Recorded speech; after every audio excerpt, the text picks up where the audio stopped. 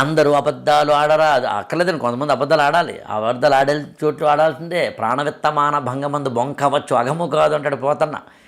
కాబట్టి end point ఏంటంటే నీకంటూ ఒక ప్రిన్సిపల్ పెట్టుకోబ్బా. నీకంటూ ఒక వీలైతే ఒక హాబీ అనే పెద్ద పదం కూడా వాడలేదు, చిన్నది పెట్టుకో, అది చేస్తే చాలు. అందుకని ఎప్పుడైతే మనిషికి ఈ ప్రిన్సిపల్స్ లేవో అక్కడ గందరగోళంలో పడతాడు.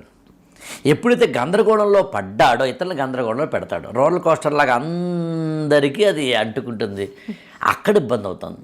అందుకని వాళ్ళ సొసైటీలో ఆ క్లారిటీ మిస్ అయ్యి, అక్కడైతే నాకు ఎక్కువ క్లారిటీ ఉండాలో అక్కడ తెలియకపోవడం, ఎక్కడైతే నేను ఎలా బిహేవ్ చేయాలో అర్థం కాకపోవడం, ఎప్పుడు ఎంత మాట్లాడాలో తెలియకపోవడం, ఎవరి గురించి ఎంత మాట్లాడాలో తెలియకపోవడం, దేని గురించి ఎందుకు మాట్లాడాలో తెలియకపోవడం, మన యొక్క లోపల ఉన్న అనేకమైన మానసిక బలహీనతల్ని మనం దానంతటినీ బయట వాళ్ళ మీద డంప్ చేయడం, అసూయ, ద్వేషం, మనలో తెలియని ఒక ఈర్ష్య, ఈ ఏదో మాత్సర్యాలు అన్నట్టుగా అలాంటి మనలో ఉండడం, ఇవన్నీ కారణం. దీనంతటికీ ముందు నేనే ఉంటానని చెప్తాను మీకు. చెప్పండి సార్. మాట్లాడేవాడు గురించి మనం ఎందుకు వినడం కదా పాయింట్.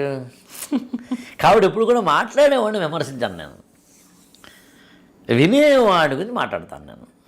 ఉదాహరణకు మన ఇద్దరం ఈ వీడియో పెట్టామండి, కామెంట్స్ ఆన్ చేసామండి.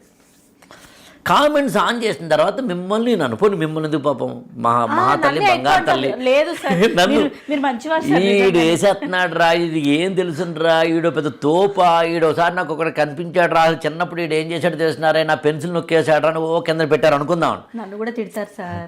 నేను ఏమంటాను చెప్పమంటారండి, తిట్టే హక్కు అడుగు ఉందంటానండి. ఓకే, ఎందుకంటే పబ్లిక్ ప్లాట్ఫామ్కి వచ్చాం మన ఇద్దరం అనండి. పబ్లిక్ ప్లాట్ఫామ్కి వచ్చిన తర్వాత కింద నువ్వు ఎలా పెట్టాలి అని అడిగే హక్కు మనకు లేదండి. వాళ్ళ సంస్కారాలను బట్టి పెట్టుకుంటూ వెళ్తారండి, వాళ్ళ యొక్క ప్రతిభా పాఠవాళ్ళని బట్టి పెట్టుకుంటూ వెళ్తారండి. నీకు రెండే ఆప్షన్స్ ఉన్నాయి. ఒకట యూట్యూబ్ వాడికి ఇచ్చిన అధికారం అవకాశము అక్కడ కామెంట్స్ ఆఫ్ చేయడం, లేదా ఆఫ్ చేయండి సార్, ఆఫ్ చెయ్యం మనం.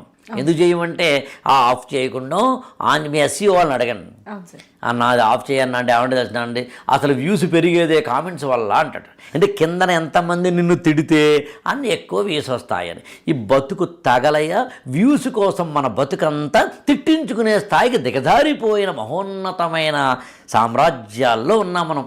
అందుకని పబ్లిక్ ప్లాట్ఫామ్కి వచ్చిన తర్వాత కామెంట్స్ స్విచ్ ఆఫ్ చేసే హక్కు నీకు లేకపోతే, అంటే అవకాశం నీకు లేకపోతే ఏం చేయాలంటే వాడు తిడితే యాక్సెప్ట్ చేయాలి. వాడు పొగిడితేనేమో అరే సురేణి గారు మీకు తెలిసిన అబ్బా ఎంత బాగా, ఆకలి గారు ఎంత బాగా చెప్పారంటే అసలు ఈ బాబా అసలు ఎంత ఆ కామెంట్స్ చూడండి ఎంత బాగున్నాయో. మార్నింగ్ మధ్యాహ్నానికి ఎవడో రెచ్చిపోయి అప్పుడు బాధ, రెండు వద్దంటాను నేనండి. తిట్టినప్పుడు బాధొద్దు, పొగిడినప్పుడు ఆనందం వద్దు. అసలు ఎవడో ఎందుకు నీకు సర్టిఫికేషన్ ఇవ్వాలి? నీలోనే ఒక వర్కర్ని, నీలోనే ఒక క్రిటిక్ని, నీలోనే ఒక ఫిలాసఫర్ని పెట్టుకుంటే గొడవలేదుగా. పెట్టుకోలేకపోతే ఉదాహరణకి సిరివెల్ల సీతారామ శాస్త్రి గారు నా గురువు గారు, ఆయన చెప్పిన మాట అది. అరే నాలో ఒక లిరిసిస్ట్ ఉంటాడురా, అంటే పాట రాస్తాడు వాడు, రాసిన తర్వాత ఒక క్రిటిక్ ఉంటాడురా, మంచి పాట కాదా, దీనిలో తప్పులు ఉన్నాయా, తెలుగు తప్పులు ఉన్నాయా, అర్థ భావ తాత్పర్యాలలో ఏమైనా మార్పులు చేర్పు ఉన్నాయని చూస్తాడురా. మూడోవాడు ఫిలాసఫర్ రా, the very purpose of the being, అసలు ఇది అవసరమా, ఈ పాట జనానికి ఉపయోగపడుతుందా, ఈ పాట మహోన్నతమైందా కాదా, ఇది ఐటమ్ సాంగ్గా రాయమని ఖడ్గం సినిమాలో కృష్ణవంశీ అడిగాడు కాబట్టి ఐటమ్ సాంగ్ అనగానే ఏదో అది ఇది అని కాకుండా, నేను దాంట్లో కనుక ఏదైనా ముసుగు వేస్తే మనసు మీద అని ఒక అత్యద్భుతంగా నేను ఫిలాసఫీ రాస్తే బాగుంటుందా, ఐటమ్ సాంగ్లో ఫిలాసఫీ పెట్టగలనా లేదా, నా ఫిలాసఫర్ ఓకే అన్నాడు, బయటికి పాటించాను రా. నీలో ముగ్గురు లేకపోతే పని నువ్వు చేస్తావు కదా. క్రిటిసిజం ఒకటి పెట్టుకో, ఫిలాసఫర్ ఇంకొని పెట్టుకో, వాళ్ళనే మెంటార్ అంటారు, వాళ్ళ గురువు అంటే వాడే. అందుకనే పూర్వం శ్రీకృష్ణదేవరాయల వారు పొద్దున్నే లేచిన తర్వాత బస్కీలు అవి తీసిన తర్వాత ఆయన పక్కన ఒక ఇద్దరిని పెట్టుకునేవారండి. వాళ్ళిద్దరూ శతకాలు చదివి మంచి మాటలు చదివి అందులో ఏం మంచి ఉందంటే ఉప్పు కప్పురం ఒక పోలిక నుండు, చూడ రుచులు జాడవేరు, పురుషులందు పుణ్య పురుషులు వేరేయా, ఉప్పు కప్పురం ఒకలాగే ఉంటాయట కానీ చూస్తే లోపలికి వెళ్ళి అర్థమవుతుంది అని చెప్పి. అంటే ఈ పద్యం అక్కడ చెప్పాడన్నది ఉద్దేశం కాదు, చెప్పడం. మహాభారతంలో కణిక నీతి ఉంది, మహాభారతంలో విదుర నీతి ఉంది, మహాభారతం కన్నా ముందే చాణక్య నీతి ఉంది. చాణక్య నీతి ఏం చెప్పింది, విదుర నీతి ఏం చెప్పింది, కణిక నీతి ఏం చెప్పింది అని చెప్తాడండి. మంచి పుస్తకాల్లోనే తీసి చెప్తారండి. మామూలుగా మనకి వంది మాగధులు అని అంటుంటారండి, రాజుల పక్కన ఉండేది. వాళ్ళు మనకి రాజుల్ని పొగుడుతూ కొన్ని చెప్తారు, స్తోత్రాలు పాడతారు. అవేమి పొగడతలు కాదు నిజానికి, బిగినింగ్లో పొగడతలు కావు, తర్వాత పొగడతలు అయినాయి అవి మన మీడియా లాగా. మొదట్లో ఏమిటి అంటే బేసికల్గా అరే నీ వంశం ఎంత గొప్పదంటే అని చెప్పేది, దేర్ఫోర్ నువ్వు ఎలా ఉండాలని. Wonderful sir. 2 నువ్వు ఎలా ఉంటే నీ వంశం బాగుంటుందని చెప్పి మొత్తం మీద అలర్ట్ చేసేది, పొద్దున్న వాళ్ళు వచ్చి చెప్తారని, అంతేగాని భజన కార్యక్రమాలు కాదు. సో అలా ఎండ్ పాయింట్ మన జీవితాల్లో కూడా మన లోపల పనిచేసేవాడు ఉండాలి, ఒక క్రిటిక్ ఉండాలి, ఒక ఫిలాసఫర్ ఉండాలి. ఈ క్రిటిక్ ఫిలాసఫర్ లేకపోతే బయట చూసుకోవాలి. ఆ క్రిటిక్ చేస్తున్నవాడే కిందన అనేకమైన చెడ్డ విమర్శలు ఒక మంచి విమర్శ ఉంటే తీసుకోగలగాలి, తీసుకునే దమ్ము నాకు ఉండాలి. నా కెరీర్ బిగినింగ్లో నుండి ఐఏఎస్ క్లాసులన్నీ అయిపోయిన తర్వాత గ్రూప్ 1 గ్రూప్ 2 క్లాసులు అయిపోయిన తర్వాత సమీక్షా పత్రం ఇచ్చేవాడిని అండి. ఆ సమీక్షా పత్రంలో నా క్లాస్ మీద నన్ను కామెంట్ చేస్తూ రాయాలి వాళ్ళు. ఒక 10 ప్రశ్నలు ఇచ్చేవాడిని. అందులో వాళ్ళ ఫోన్ నెంబర్లు రాయకూడదు, పేరు ఏమి రాయకూడదు, అడ్రస్ ఏమి రాయకూడదు. అంటే రాయడం నీ ఇష్టం, చాయిస్, రాయకపోయినా పర్లేదు. బట్ నేను ఏ పాఠం సరిగ్గా చెప్పలేదు, శివకవుల పాఠాన్ని సరిగ్గా చెప్పానా లేదా, పాల్కురుకు సోమనాథుడిని పోతన్ని ఒకలా చెప్పాను వేరుగా చెప్పాను, అసలు ఏ విధంగా చెప్పాను, తెలుగులో సంధులు సమాసాలు లాంటి వాటిని ఎలా చెప్పాను, అలంకార శాస్త్రాన్ని ఏ విధంగా చెప్పాను, రసశాస్త్రాన్ని ఏ విధంగా చెప్పాను, ఏ ఫిలాసఫీని ఏ విధంగా చెప్పాను, ఎప్పుడప్పుడు పర్సనల్ డెవలప్మెంట్ చెప్పానా, సెల్ఫ్ డబ్బా ఎక్కువ వేసుకున్నానా, అనవసరంగా నేను నోరు జారానా అన్నీ రాయించుకునేవాడినండి. 5 బ్యాచ్ల తర్వాత మీరు నమ్ముతారో లేదో పెర్ఫెక్ట్ అయిపోయాను నేను.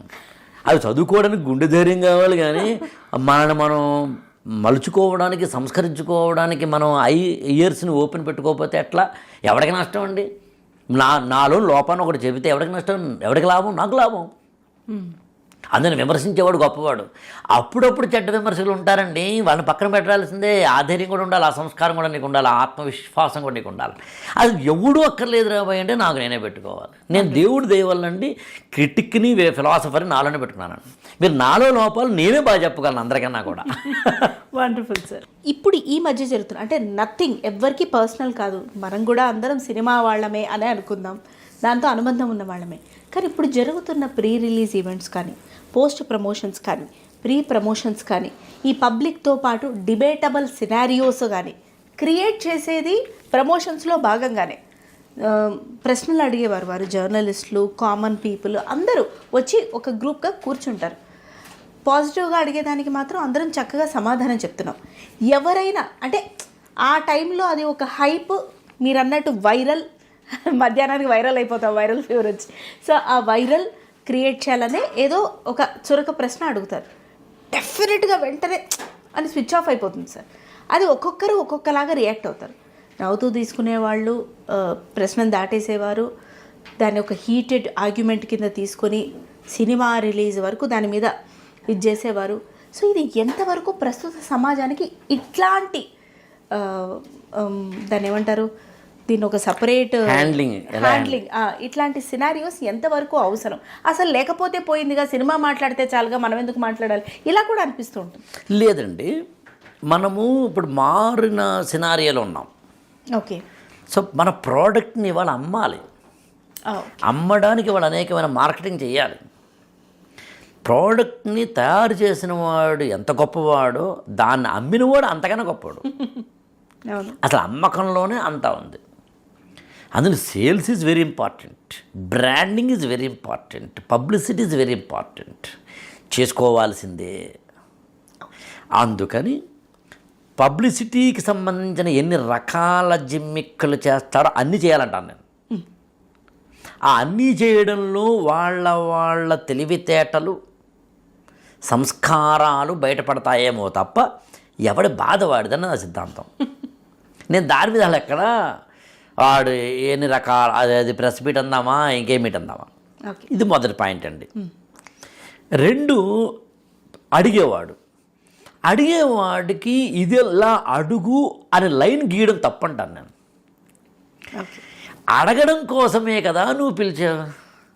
ఇప్పుడే మన ఇద్దరు ఉన్నామండి ఇంటర్వ్యూకి, మీరు నన్ను ఏం అడగాలి అనేది మీ ఇష్టం అంటాను నేను.